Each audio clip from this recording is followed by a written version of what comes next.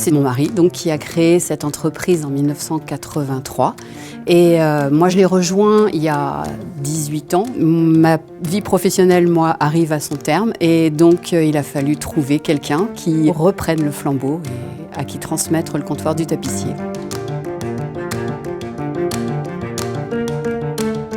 Alors le déclencheur, c'est qu'on a commencé à travailler avec Marie-Pascale dans un hôtel qui refaisait une pièce à Cognac.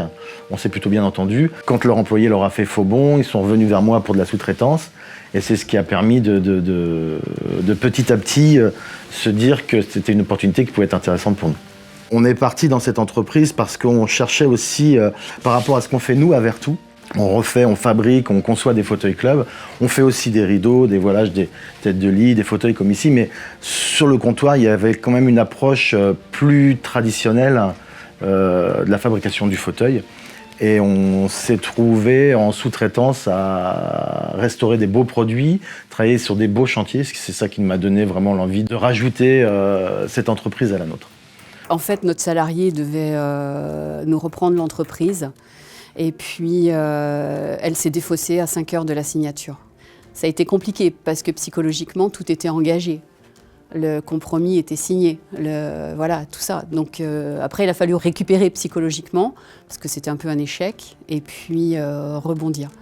Après, là, dans cette situation-là, Roger Leboeuf de l'UNAMA fait partie des personnes qui, au niveau humain, qui ont été aidants. Et ça, c'était important quand des personnes sont capables de vous écouter. Ça permet de se poser et de mettre au second plan toute la partie affect et de pouvoir rebondir de façon plus professionnelle. Je ne l'ai pas fait tout seul, je suis parti dans cette histoire avec ma femme qui, elle, s'occupe de la partie comptabilité administrative. Sinon, je ne l'aurais pas fait, parce qu'aujourd'hui, une entreprise, il faut être des très bons artisans, mais il faut être aussi des bons chefs d'entreprise. Et la partie administrative, c'est quelque chose de très très lourd dans une entreprise. Ça fait juste 1 an qu'Anthony a repris les rênes de l'entreprise et impulse une nouvelle énergie. Et je pense que quand ça va prendre fin dans quelques mois, c'est quelque chose qui se sera très bien passé. Mais il faut du temps pour que les choses se fassent. C'est une entreprise qui a déjà pignon sur rue, qui est déjà connue depuis, je crois, le milieu des années 80. Ça permet de mettre un pied directement dans quelque chose où on n'a pas toute la démarche à faire. Se faire une clientèle quand on commence de rien.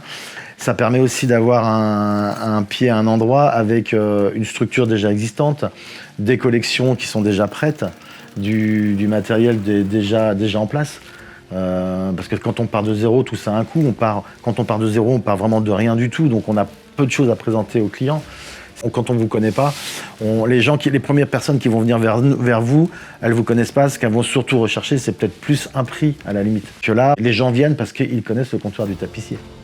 On peut considérer comme une réussite d'avoir pu monter quelque chose professionnellement de solide et puis de pouvoir le transmettre à quelqu'un qui est capable de le porter à son tour. C'est l'histoire de la transmission, tout simplement.